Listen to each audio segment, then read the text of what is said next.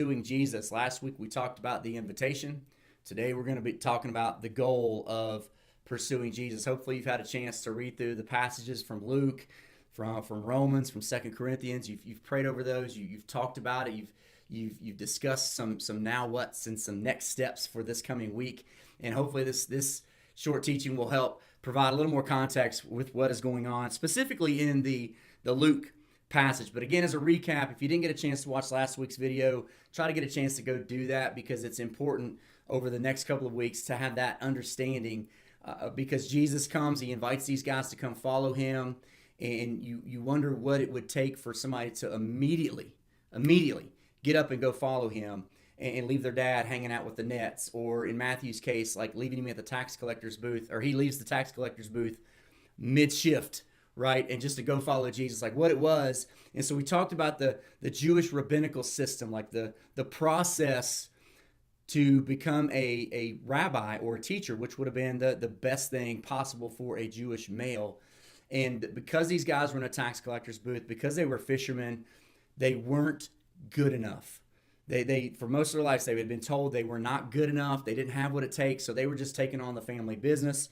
And then all of a sudden, here you go, there's a rabbi coming up to you, but he's not just any rabbi. He's a rabbi with, like we talked about last week, he's got a new yoke, a new understanding of the Torah, the scriptures. You have heard it said, but I tell you, like he's the guy that everybody in town has been raving about.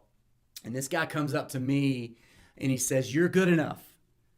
Come follow me." Like, you leave everything. Like, that's, you go, you follow him, and you devote the rest of your life to being with and becoming like your rabbi, to pursue him. And so today I want to go into a little bit more about the goal of what it means to pursue our rabbi, to pursue our teacher, to pursue Jesus. And so specifically out of this Luke passage, I want to bring out a couple things. It's a very short 2-verse parable that Jesus gives, kind of like tucked into several other stories that you blink and you miss it.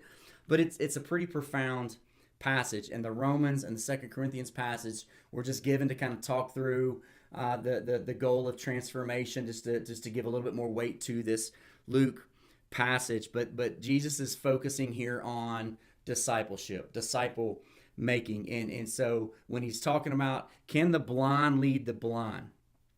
Can the blind guide the blind? It's a rhetorical question, right? Like, they're going to fall into a pit. They're going to find destruction. Like, it's not going to be a good thing. But Jesus is kind of giving this, like, throwing some shade at the Pharisees, because in other passages he's actually called them blind guides. And so he's inferring here that there are blind Pharisees leading blind disciples, and it is not going to end well for anybody. And so literally the blind leading the blind. And then we get into this picture of a disciple or a pupil or a student, depending on which translation you have. They all come from the original Greek word mathetes, which is like a pupil. So Jesus is saying a disciple, a pupil, a student is not above his teacher. But what's that next word? Everyone who is fully trained will be like their teacher. Now, when fully trained is inferring that there's a partially trained.